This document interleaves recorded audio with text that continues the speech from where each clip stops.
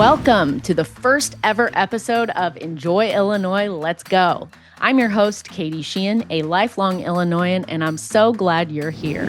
We created this podcast to help unlock the amazing travel experiences that Illinois has to offer.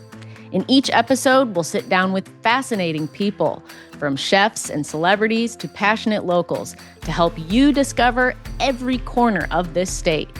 Today, we're kicking things off with someone who knows Illinois flavor better than almost anyone. She's a chef, a Food Network host, and Chicago legend. It's Gale Gand. Are you ready? Let's go.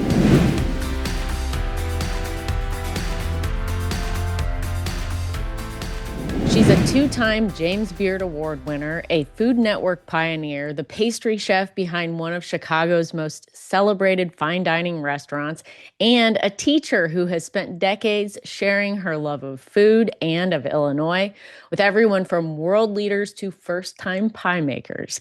Gale Gand has built a remarkable culinary career, and we are just delighted to have you with us here today. Gale, welcome to Enjoy Illinois. Let's go. Thank you. I'm so happy to be here and so happy to be in Illinois where I grew up and decided to even move back. So let's start from sort of the beginning. What are your earliest memories of food and cooking? Making pies with my mom. She was like the neighborhood pie baker. Not because her pies were the best in the world, but because she had bad circulation, so cold hands, so could handle pie dough and make these elaborate lattice top pies that no one else would, ever dare to try to do. And she taught them to me, and I have the same cold hands, which is part of my secret to my success, or maybe not so much a secret. But making pies with my mom, we have this family rolling pin that my great-grandmother brought over from Budapest, and it's been passed. I actually have it right next to me now if you want to see it. Let's see it, yeah. We've passed it down from generation to generation. This is it. It's a very, sort of fine pin. So different looking than the heavier French ones. But this was always either the pin that, I would threaten people with or the pin that we would make pies with. Now, I was going through TSA once and I had this in my carry-on and the guy recognized me. He's like, "Oh, you're that girl from Food Network. You're that pastry chef." Pulls this out of my carry-on and says, "You'll have to check this." I'm like, "Why?" He said, "Well, it could be considered a weapon." Yeah. I started to think maybe that's why my great-grandmother brought it over on the ship. Hey, yeah. For protection. Dual purpose. Right. Yeah. But that's my earliest memory, I think, is just making pies with my mom. That's really special. When did you realize in your career that cooking was going to be your career? It was kind of a problem. My dad was a musician, and I performed with him most of my life. And in high school, I picked up silver and goldsmithing and found that I've got these hands of a surgeon, but I also have dyslexia and can't really read the surgeon's manuals. So I ended up going to art school to major in silver and goldsmithing. And while I was there, I started waitressing. And when I got in that environment, that was when I was 19. I start realizing what is going on here? This is such a rich experience. We're nurturing people. We're entertaining them. There's chemistry and physics and art and craft and all this dance going on here. So that was when I discovered it, which is difficult because that was freshman year and my dad had paid for 4 years of college and I wanted to switch my focus. So it wasn't really well accepted on that first phone call when I revealed I'd found my passion, I'd found my love. So when you were going into silversmithing and goldsmithing, was the intention to make jewelry or? Yeah, and actually in high school, and I took what's now called a gap year. We didn't have a name for it back then, but I took actually 2 years between high school and college because I graduated from high school in 3 years. So I had sort of an extra year there. I worked as a diamond setter and as a jeweler in Highland Park. So had already been working professionally in the field, but wanted to do more artsy pieces than just repair 5-carat diamond rings. So is there any overlap between that work and the work that you're doing now? Definitely. I mean, the manual dexterity, the fine motor skills that being a silver and goldsmith requires are exactly the same thing as a pastry chef. So in my mind, it wasn't much of a transition. It was just learning the physics and chemistry in the world of food and ingredients and, bowing down to them and relinquishing and accepting what you can and can't do. And then that additional, um, with visual arts, you're dealing with like two or three of the main senses. With cooking, it's all five. You've got smell in there, you've got taste, you've even got sound, you've got audio, like the crunch of something. So it was sort of a more complex art form than what I was, studying in my lofty art school. Well, that's fascinating. I mean, you on the surface, you would not think that there would be so many parallels, but that's interesting. No, and just, things taking a long time, piping 100 truffles and then dipping 100 truffles. It's a lot like, trying to set 50 10-point diamonds. Yeah, Yeah. wow. So now you're known first and foremost as a pastry chef. What is it about dessert that really drew you in? What I've concluded after thinking about it for many years is I didn't choose this. It chose me. So I was involved in, all parts of the restaurant, front of house, back of house, hotline, just being a prep girl, salad girl, whatever, garde manger. And one of my chefs I worked for in Rochester, New York, his name is Greg Broman. He's still cooking there in Rochester. He said to me he needed a pastry chef because he hated the one he had, wanted to fire him, and could I come and cover, like for 6 months, could I come cover the pastry department at this fine dining fancy pants hotel restaurant, French restaurant at the Strathallan Hotel. And I said, that's where they always stick women, and I don't want to get typecast. And he's Yeah, like, listen, just do me this favor, just like 6 months. It's all I'm asking. I just, need someone to cover. And I had worked for him all during college. So this is after college. yeah, And I said, okay. He said, admit it, you really want to be in the kitchen anyway. I was working in my studio making jewelry, minding my own yeah, business. yeah, And I worked in the pastry department for 6 months. I had a little assistant. And after 6 months, he comes to me. He's like, okay, I know I promised you it was only 6 months. You want to go to the hotline now? And I'm like, can you just give me like 6 more months? ooh, yeah, Just kept like 6 monthing him to death to this yeah, day. We yeah, have dinner once in a while, and he'll say, are you ready now to get yeah. out of the pastry kitchen, get out of the cake box? And I'm like, just give me a little more. So I was well suited for it. It is a lot of attention to detail, and my OCD can really like celebrate itself in there. So it's just, it was a really good match. So I think we're married for life. So you've cooked in so many different places. I know you just mentioned New York, I think Yeah. London, France. So I want to hear more about where all you've been. What strikes us is you came back to Illinois, and we want to know what brought you home too. How much time do you have? Yeah, I went to school at La Varette in Paris.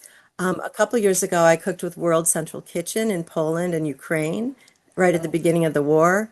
So, one of the nice things about my art and my craft is not only does it help people celebrate special occasions, whether it's a wedding cake or a birthday cake, or here's the dessert that, the engagement ring is in when someone wants to propose marriage, but also it's what heals people when they're at their worst. I did cook in New York in the 80s. I cooked I lived in England for 3 years in the 90s, 2 years in the countryside up in the Midlands, about 100 miles north of London, and then a year in London proper. So, yeah, the nice thing about this field is it takes you anywhere you want to go. I've cooked on cruise ships in Italy and Alaska and Greece. Like I said, cooking for World Central Kitchen in Poland. It's a universal language and skill. And no matter where I go and cook, I have something in common with the people who are preparing food there. I love that. So what made you think, okay, Chicago's the place I'm gonna call home after all the places you've seen, some pretty special places. What made you come back to Chicago? The food scene is really part of what made me come back to Chicago. And I checked out California to see if that's where I wanted to land after, going to college and living in New York City. But realizing the pockets of ethnic communities and neighborhoods we have in Chicago. Plus, I mean, we're on the lake, which as someone who grew up in Chicago, you're always sort of aware of where's the lake, where's the water. Like we tell directions by north, south, east, and west, and you're always wanting to know like which way's east. Oh, it's where the lake is. Like that's my compass. Yeah. So I missed the lake and I missed the Four Seasons as well. Yes. Oh, yeah. I know proper winters are rough on some people, but I Right. still love them. It's Yep. how I tell time. So I needed to live somewhere where there were four seasons, where there's, a variety of types of food. But, and I could go to New York, but Yes. everyone's so much nicer in Chicago. Like I Oh, yeah. noticed, like we make eye Yeah. contact. We, we joke about Midwest nice, but it's a real thing. Right. People just connect in Chicago and in Illinois in a way that you don't see on the East Coast. Well, that's awesome. We're so glad that you came back to Illinois. Um, let's talk about True, quintessential Chicago restaurant. What made that so special for you? It's hard to put it into words. Just it was so intentional, that Yeah. restaurant. We had a mission statement and we returned to it all the time. We knew what we were trying to do. We were trying to do fine dining, which Hmm. Chicago had and had a Yes. history of. We had Jean Blanchet with Le Francais, and then we had Charlie Trotter, Oh, yeah. both pioneers and important archetypes in our Chicago Uh-huh. food Yeah. scene. And it's like, what do we have to offer? And we wanted to do fine dining with a sense of humor. So Love the it. fact that people felt a little intimidated at fine dining restaurants, we wanted to make light of it and kind of give them a way in so that Yep. they didn't feel so intimidated, so they get a fun. We're like, for that much money, you should be having fun. I can tell you have the gift of gab, and many people know you from Sweet Dreams on the Food Network, your show. How did you land that role? Right? I I know. mean, I can see you're a I know. natural. Yeah. People are always asking me, like, how do you get a show on the Food Network? And the way that I got it is not how you get a show on the Food Network. Originally, I had come out with my first book, and I was, there used to be book tour where you'd go and do like Yes. satellite media tours and stuff. So I was on some show on Food Network demoing one recipe out of the book and doing a little interview. And from that, they invited me back to be on a couple different things. And I ended up being on Sarah Moulton's show. Oh, She had yes. she had like 2 hours to fill, I think, every day. Hmm. So I was on her show maybe every couple months, and I would just do dessert. She'd do the rest of the menu. Hmm. But the thing was, we were both really short. So her kitchen counters were 3 inches lower than normal. And it was the first time I'd ever been at a countertop that fit me. So I think there was sort of this extra exhale that I Yeah. don't usually get to have in a kitchen because it like fit me. Like my Yeah. elbows weren't up in the air when I was chopping. And we just clicked. And she was Yeah. nice enough to have me on her show whenever I was in New York. So if I was going to be in New York, I'd always call the network and say I'm going to be there. Can I book a date on Sarah's show before my calendar fills up? And they always Hmm. would say yes. And after about 2 years of that, I called and the response was no, we don't have any space for you on her show. And I'm like, really? Because I'm going to be there. And, I called you first. And I'm like trying to understand what happened. They're like, yeah, we don't have any room for you on Sarah's show. And I thought, God, you know, did I say something bad or, Yeah. Yeah. and they like let me sit there and wonder on the phone and this pregnant Form. pause is Yeah. happening. And they said, yeah, we don't have any room for you on Sarah's because we want to offer you your own show. Oh my goodness. Yeah. And I wanted to scream, who Yeah. wouldn't, but Right. also didn't want them to know I wanted to scream.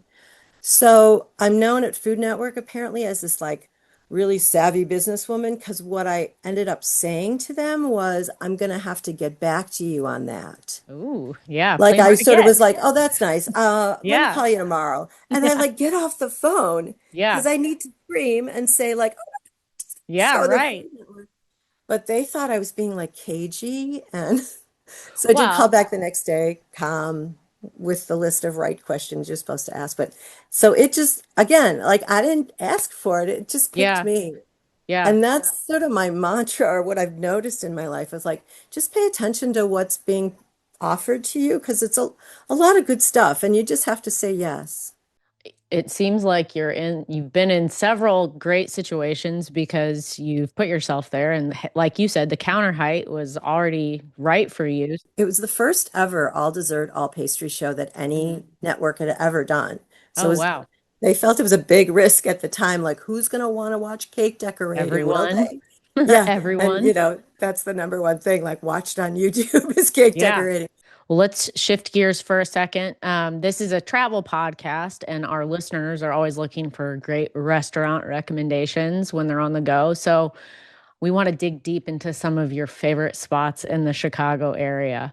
Can we start with what is your favorite spot for special occasions? There's a go-to place that I always call and always make a reservation.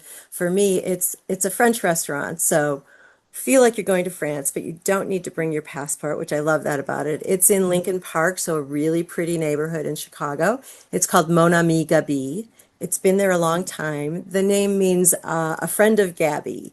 And Gabby or Gabino Saltolino, again, another like iconic Chicago chef who's done a bunch of restaurants here. The one that's lasted forever, it seems, is Mon Ami Gabi. And you just feel like you're walking into a little French bistro. They often have turbot, which you can't find anywhere else, or sole meuniere, which again is sort of a rare but traditional dish. So traditional French cooking. But for me, I just feel so comfortable and well fed. There's bread on the table you break with your hands. There's a rosé cart, and I love rosé wines. Yeah. And they're just very welcoming. And it's a great neighborhood if you're going to other things as well. Yeah. Sometimes we're just catching a special meal there because we're going to a lecture somewhere else or, Yeah. a gallery opening somewhere else. So I'm that's adding my that one to my recommendation. list of places to go for sure. You gotta go. It's in the Belden Stratford Hotel. So it feels kind of regal just walking in the Oh, lobby of the yeah. hotel, and then it's just off the lobby. And Chicago also has a good range when it comes to ethnic cuisine. Do you have any specific spots that are always calling your name on that front? Let's see. Well, lately we've been going to Georgian restaurants because, that's one of the hot trends right now. But also, I'm Hungarian. So the fact that I can find a Hungarian restaurant, makes me really happy. And Sather's, too, comes to mind, Oh, yeah. which has been here forever. Yep. And Love the if you cinnamon want to, roll. Yeah. if you want a cinnamon roll that's a meal, that's where Yeah. you go. But also Swedish cuisine, which, the idea that we have a Swedish hood is really, I think, special. What about go-to hole in the wall restaurant? Somewhere you go for years, somewhere So, you've been?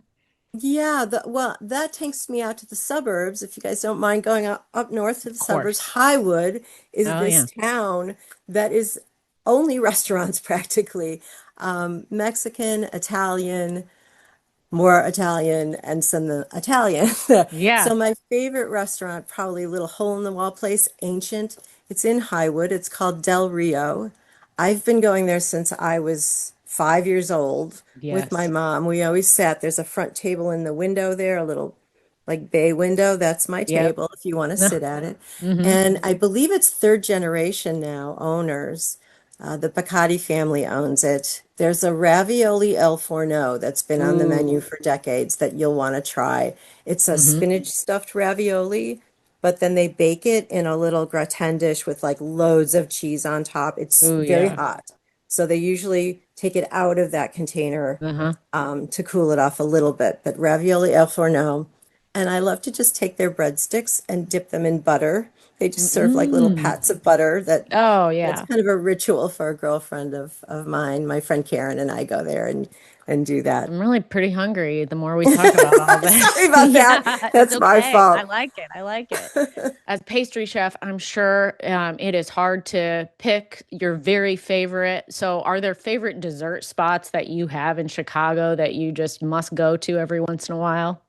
There definitely are places that are calling my name, or so it feels like that. But it depends on the time of day. So if it was morning, I probably would pick that little French guy, which is a bakery pastry shop. They do some savory food as well in Highland Park, Illinois, which is north of the city. It's literally run by a little French guy. His viennoiseries are all stellar, outstanding. His eclairs are just what you want them to be. great cup of coffee, which I'm not even a coffee drinker, but I have coffee there. And Mhm. lately he's been doing this pastry. It's some kind of laminated dough in sort of a ring shape with like baker's cheese in the middle and guava paste on top, which that's my new favorite combo is like guava with dairy. Just love that.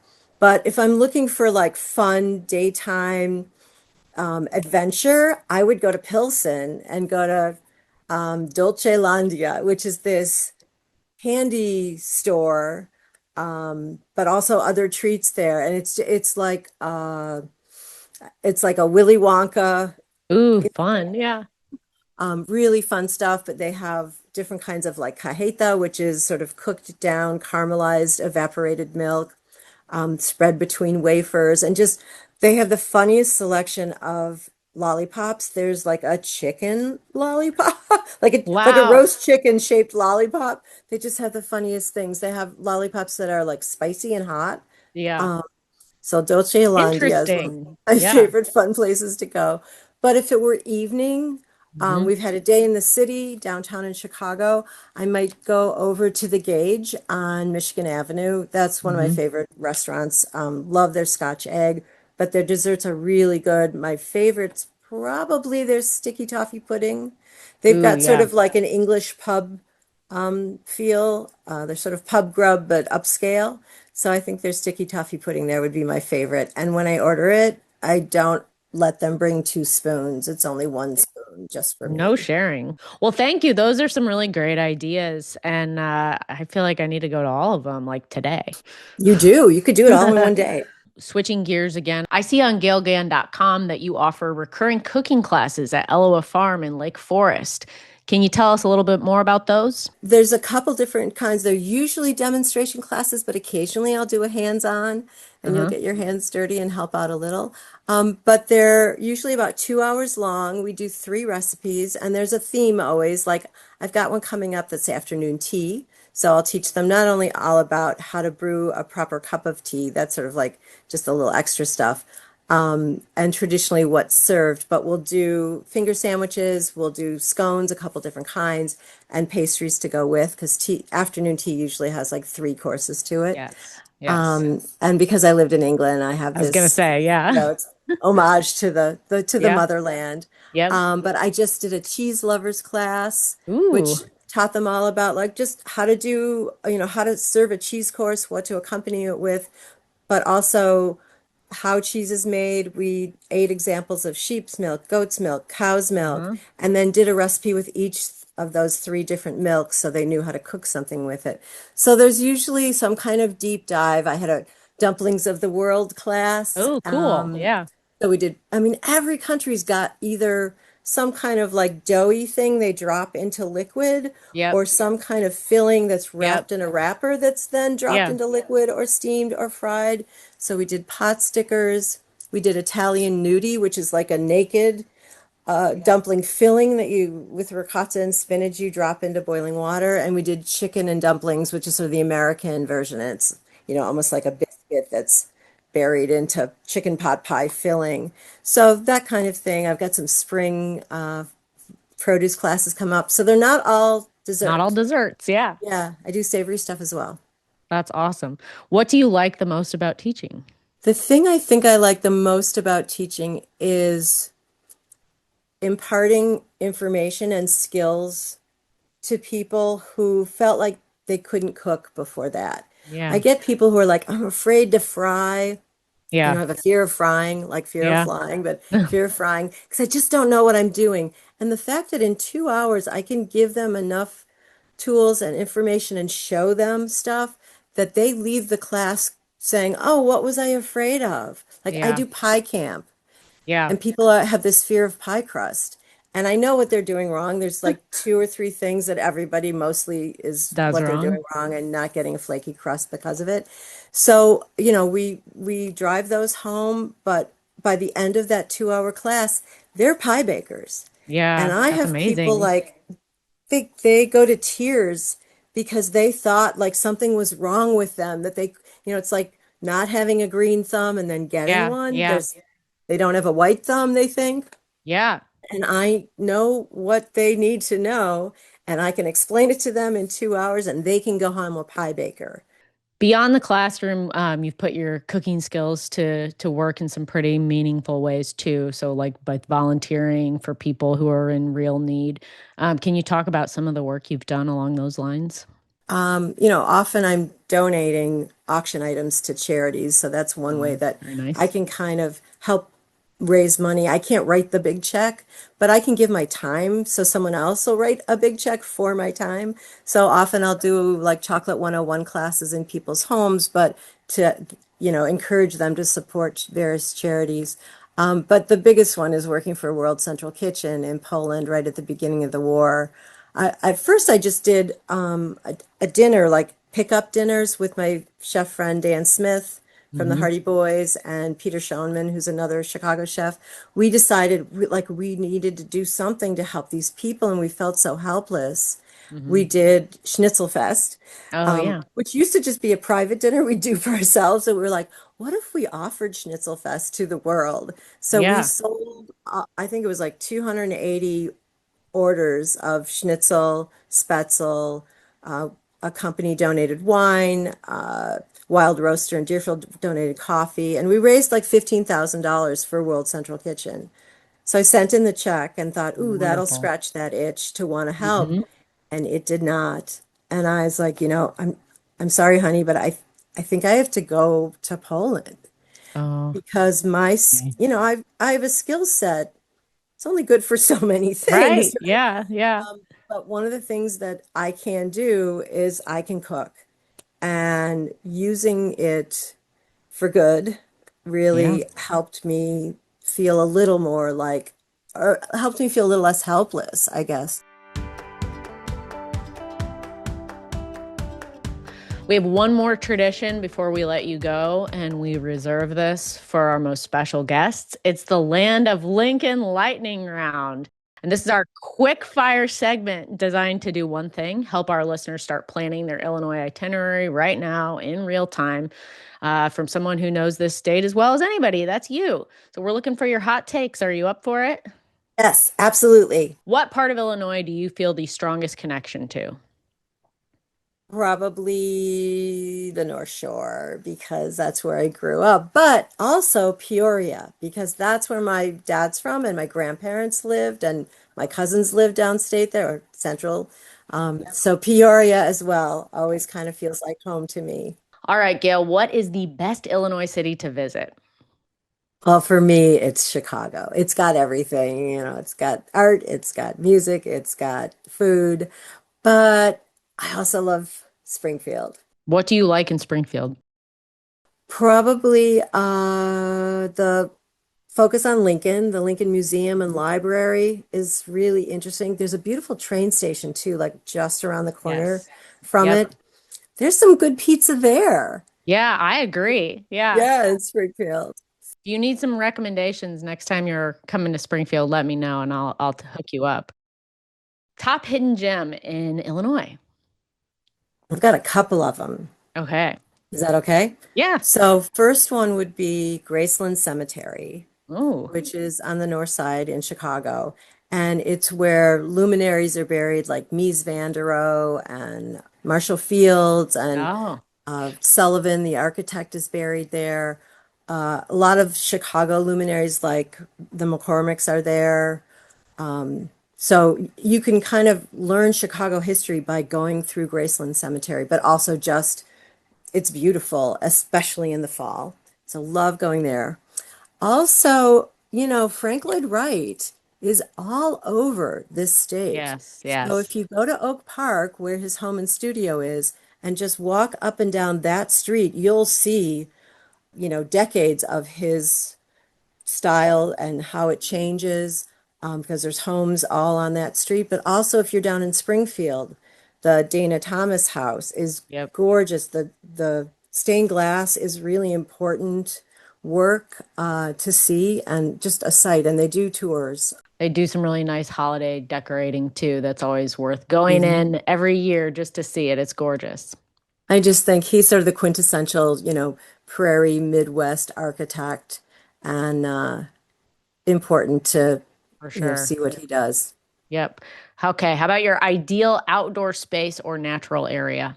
Going to Starved Rock downstate. So Love it. that's Yes. where my family and I would meet up, some from the south of Illinois, some from the north of Illinois.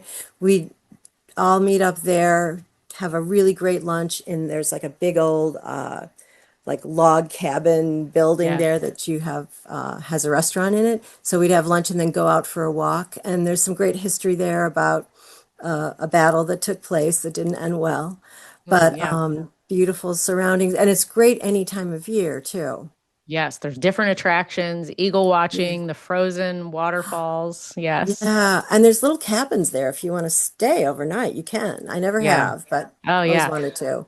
I got to tell you, there's some new tree houses there that they just put on site that are gorgeous. And I've got those on my list of things I must do. Yes. Some really Oh, cool, trendy that's looking great. tree houses. Yes. Yeah. Oh, I got to get on I'm assuming there's a wait list for them. I got to get on that wait list, definitely.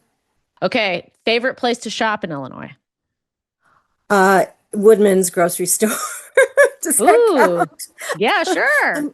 I'm not like a clothes shopper, but I'm a Yeah. grocery shopper. But also Super H Mart, which Uh-huh. is the Korean slash Oh, Asian yeah. market. Yeah. We've got a couple of them around, and that's one of my favorites as well. That's awesome.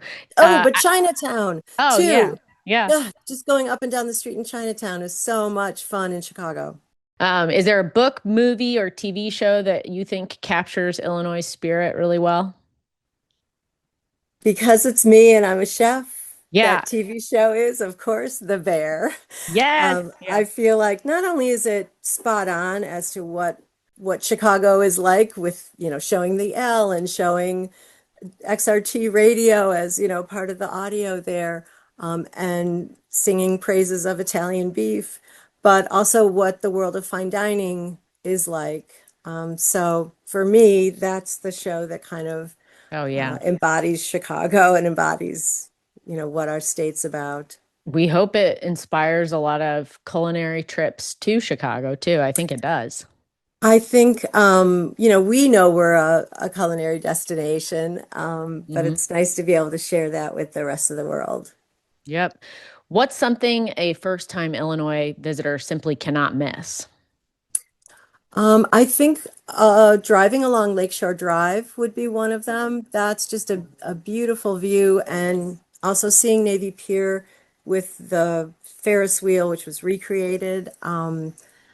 So that would be, just trying to take in that coastline. Our lake, it feels like an ocean. It's so big. It even moves like an ocean, like it moves slowly. It's Yes. got that silky, soft look to it. So spend some time along the lake. Yep, it's pretty gorgeous. All right. Well, amazing answers, one and all, Gale Gand. This has been such a delight. Thank you very much for joining us on Enjoy Illinois. Let's go. Can't wait to get out to all these spots again. I gotta go see those tree houses. Thanks for listening to Enjoy Illinois. Let's go, produced by the Illinois Office of Tourism. I'm your host, Catie Sheehan, and we hope to see you soon here in the land of Lincoln.